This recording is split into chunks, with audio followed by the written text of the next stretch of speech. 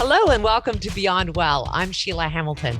I had one goal when I started this podcast, and that was to bring zero cost information to you about mental health and the evidence-based tips that you can use to stay well together. And as part of that promise, I only partner with organizations or people whose products I really believe in.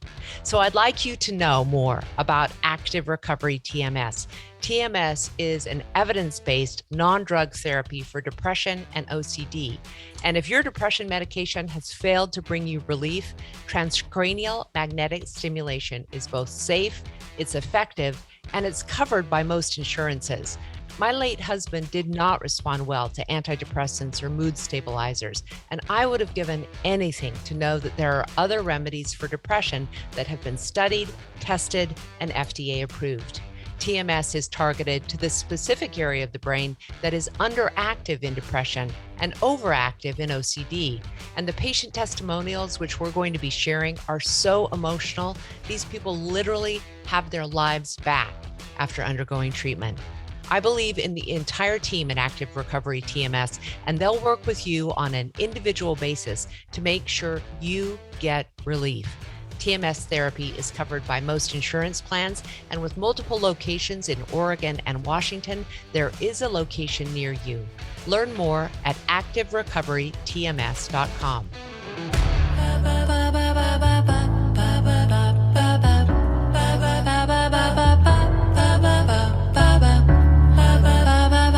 Welcome back to Beyond Well. I'm Sheila Hamilton, and today we have part one of our two-part interview with the authors of The Anxiety Sisters Survival Guide, Abbie Greenberg and Maggie Saracheck.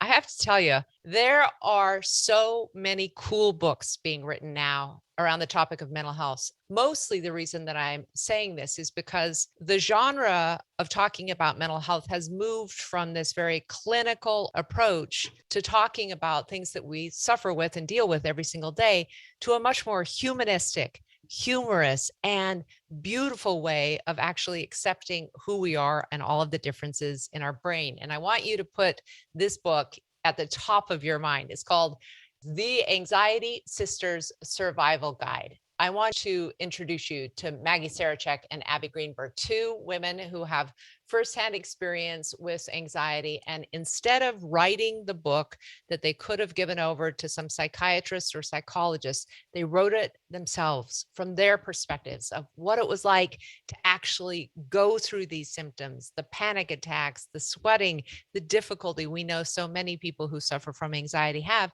And then they also share exactly what they're doing to try to live with anxiety every day. Abbie and Maggie, Mags and Abs, it's so good to see you. Thank you for having us. We really appreciate it. Okay, so I want you to go back to the first time both of you realized that you probably suffer from anxiety. Maggie, if you want to go first. For me, like many anxiety sufferers, it took a very long time to believe these physical symptoms that I was having could be anxiety. So I really believed I was suffering from some sort of stomach problem or some sort of stomach cancer even. And I was going around to doctors, to cardiologists and nutritionists and gastroenterologists and therapists and psychiatrists and you say past life regressionists. I was really both of us say anyone who would take our money, we were there trying to figure out why I was getting increasing symptoms of panic attacks, why I was always nauseous and I couldn't eat. And when I ate, I couldn't keep anything down. And I didn't have anorexia in any way. And so people kept saying to me, maybe it's panic. I was like, no, I know what it feels like to be nervous. This cannot be panic. I actually was on the phone with someone I didn't know very well who happened to answer the phone at my brother's house. And I was telling her what was going on with me. Usually someone says, oh, how are you? You say, I'm great. But I was like, I'm not doing so well, actually. Here's what's happening. She said, yeah. She said, you're having panic attacks. And I said, there's just no way this could be panic. And she said, no, because I've had them too. Wow. This is what it is. And then it started to hit me more and more like, wow, perhaps that's right. Perhaps this is panic. How old were you when that diagnosis finally came through? What was I? Probably about 25, 26. And you likely struggled with Oh, I anxiety from the struggled. time you were a kid. I mean, I struggled Yeah. in different ways. I had real separation anxiety as a Yeah. kid. And the panic really, about 6 months after my father died, very traumatic illness in many ways. The panic attacks started to become so intense that I eventually was in this space where I was living in New York City, but I couldn't get on my elevator, and I lived on the 16th floor, and I Wow. could not get on the subway, and I couldn't drive in a car, and I couldn't drive in the rain. And so I was really heading very quickly, and I was pretty much there toward a form of agoraphobia. Wow. Because there were just so many things I couldn't do. Like so many people, transportation was a big issue. Do you know what is fascinating about what you just said? I interviewed the head of a medical system here who's very aware of how often mental health shows up in these physiological symptoms.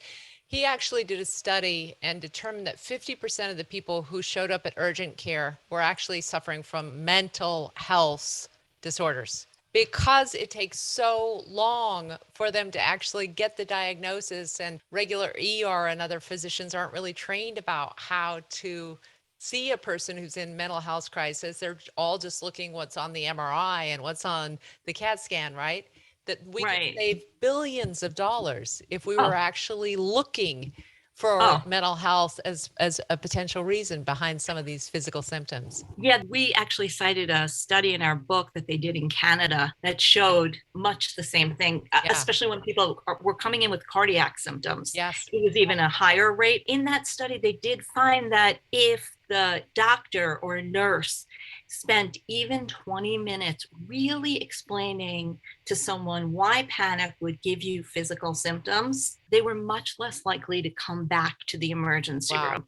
People will go 5 or 6 times, they'll go many times. Yeah. What's your story? Is there a similarity there in? The similarity is that both Mags and I, we feel like we've always been anxiety sisters since we were little kids, but we didn't know it at the time. I was diagnosed with obsessive compulsive disorder when I was 46. But I now remember being as young as 5 and having all kinds of rituals and compulsions and obsessions. I just didn't share them with anybody. I thought, this is probably not a good thing to tell my parents. They won't, in those days, we're talking about, I grew up in the 70s and in the 80s. And in those days, the mental health conversation wasn't even as robust as it is now, and it's nowhere near where it needs to be. So much better. When Mags and I met in college in the 1980s, we both were suffering from panic symptoms, from anxiety symptoms, I had plenty of OCD going on, and yet I don't think we really understood it was anxiety. We just both felt, we felt attracted to each other as kindred spirits. Like we just both had this panicked look on our face all the time. and we just sort of kind of struggled through it together. So that's the part that Mags and I have in common, is that we were struggling since we were kids. We didn't have the vocabulary for it. Mm-hmm. We didn't know, this is anxiety. But I was originally diagnosed with panic disorder, and talk about emergency room visits. I stopped going to the same hospital because I was embarrassed. Wow. So I went to the first hospital twice in a row and then felt too ashamed to go back to them again with my next quote unquote heart attack. So I went to 20 miles away to a different hospital another 2 times. And every time they would do all the tests to see if I'd had a heart attack, and they would do the EKG, and they even did a chest x-ray, and they did blood work. And they'd come in and the doctor would say to me, "You have had no signs of any kind of cardiac malfunction. I mean, you are really okay." And I said, "Have you ever seen House? Keep looking." Because I really thought I was dying. I got everything. I got the whole Bayer aspirin commercial, like the dizziness in the left arm. I got the whole thing. Yeah. And I said, this just can't be anxiety. There's no way this can be anxiety. And then, eventually, I started seeing a therapist and a psychiatrist, and lo and behold, it really was anxiety. But, but I was originally diagnosed with panic disorder. That was in my 30s. Then in my 40s, I went to a really skilled psychiatrist who really, really understands the nuances of anxiety disorder. And there are lots of nuances. Oh, it's amazing. I want to get back to something both of you talked about, the sense of nausea that people feel. I remember my stepdaughter would say, I can't go to school because my stomach hurts. And then the moment she got on the school bus, she would throw up. And then, of course, you run the battery of tests because you're so concerned about something like stomach cancer. But I was really heartened to see that you guys are actually bringing up the new data that shows the connection between the gut-brain axis and just how controlled we are by our guts. I think the old image of how we dealt with our well-being was that the brain told the gut what to do, right? But we now know the messengers are coming from the gut just as much. And it's this big communication going on all the time. Once you guys got that data, how did you change your approach to your own self-care?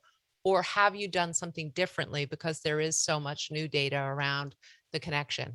We really already knew the connection between the stomach, even before we read The Second Brain and started to read all the research coming out of McMaster in Canada, which is where a doctor named Stephen Collins is doing amazing work. One of the studies that absolutely fascinated me was that he would do a biome transplant, a gut biome transplant, from anxious mice to calm mice. Yeah. And calm mice became anxious and the anxious mice became calm. And I've also read so much stuff about Parkinson's disease, which now they know that they can actually detect stomach indications of Parkinson's 20 years before a single neurological symptom will show up. Isn't that wild? So this stuff is, like you said, cutting edge, and the future is in the gut biome. There's a new field called neurogastroenterology, which is specifically just designed to focus on the gut-brain connection and the vagus nerve, which is the two-way street that communicates back and forth. But I would say that Maggie and I knew in our guts because we both suffered so much from anxiety. And once we figured out that it was anxiety, it became very obvious,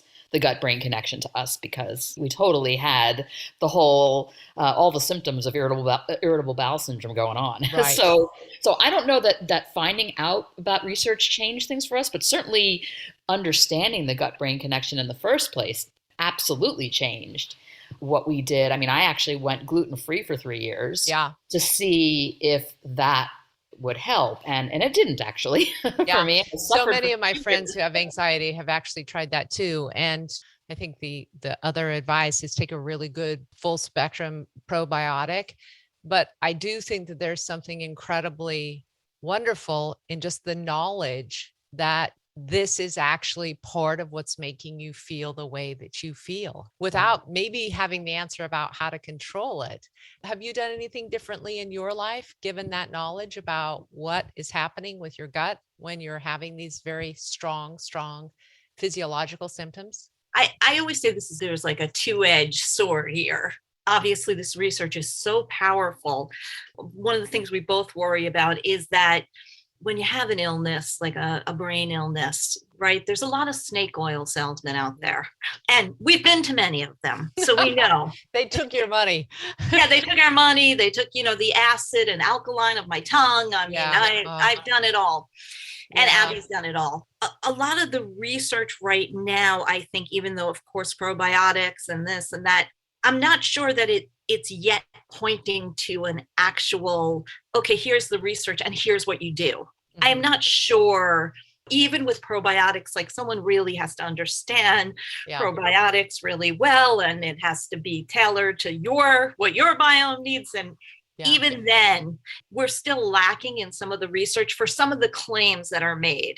Yeah. Oh, absolutely. And like I said, I did the gluten-free thing for 3 years, and that did not help my anxiety. It helped other things, but not my anxiety. And I did that NutriVal, which was where they evaluate every bodily fluid that you have to determine what exactly is in your biome. And I had a prescription probiotic designed exactly for me that I took for years. Wow. And being very honest, spent a lot of money on it, but I'm being very honest when I'm saying that I'm no longer on that probiotic. And, it didn't change my anxiety. What does work for you? I really want you guys to go through some of the most effective behavioral treatments and also physical exposure and nature and walking and friends and company. Please go down the list. Let's start with you, Abs. Before we would even go into the techniques, I would say that for both me and Mags, our lives changed and our worlds started to grow again when we changed how we felt about anxiety in general. Yeah. We used to think it was something you had to stop it.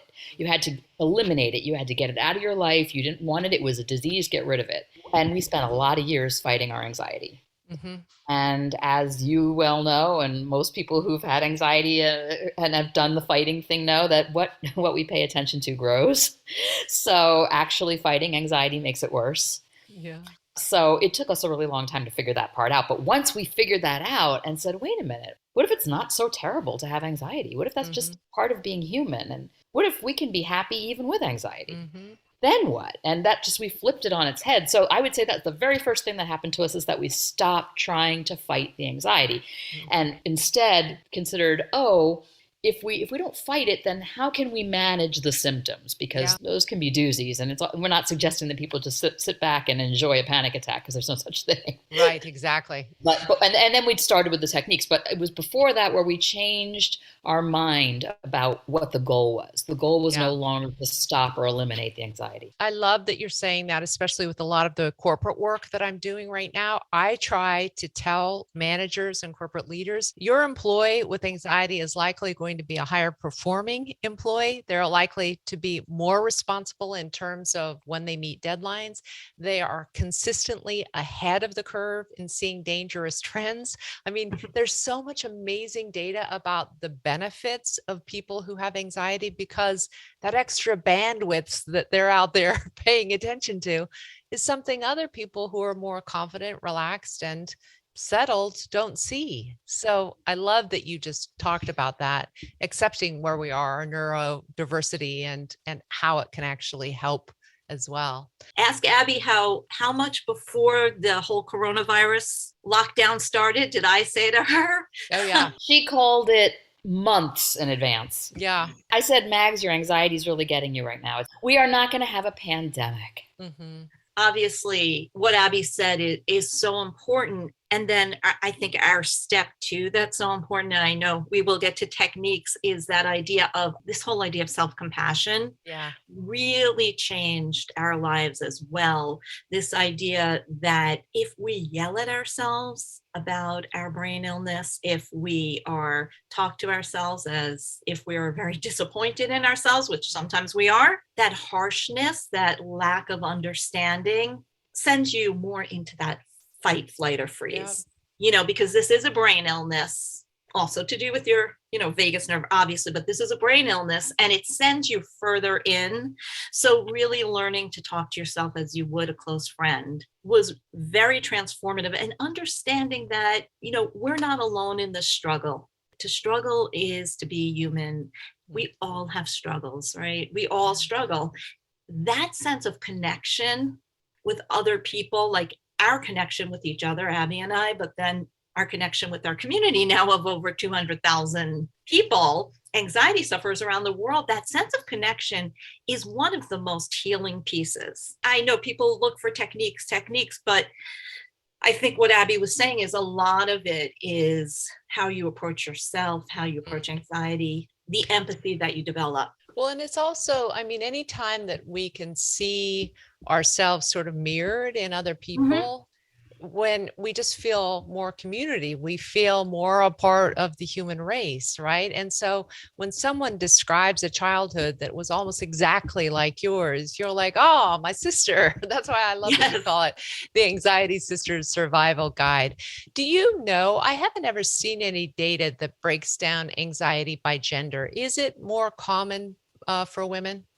Yes. Yeah. And do you think that's hormonal? And guess what? Twice as likely. Women are twice as likely as men to suffer from anxiety. So there's a lot of statistics now out there. I think the latest one's on the NIH website.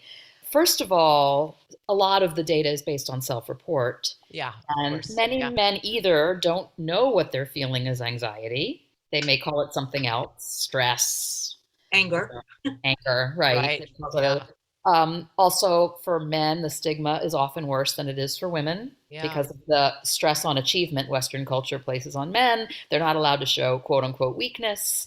Unfortunately, mental health issues are still equated with weakness in our culture. And this Maggie's and my life work is to change that if humanly possible. For those reasons, and because they actually also are really now thinking that women and men process serotonin differently, something to do with estrogen. So there's for any number of reasons, women, we won the lottery. we get to have anxiety, and then we get to go through menopause. I mean, it is a what about the hormone surge after birth, and then oh my gosh, crash? I mean, come on. I mean, oh my goodness. Post birth rate of anxiety and depression is just like, it's almost hard to not have that because it's so prevalent. It's really in there, done that, got the t-shirt. Yeah. What a great place to wrap up today was part 1 of our interview with Abbie Greenberg and Maggie Saracheck. You can follow the Anxiety Sisters on Facebook. And if you're listening and you love our content, please give us a thumbs up or a review wherever you listen to podcasts or on Apple Podcasts. Thanks again, and make it a great day.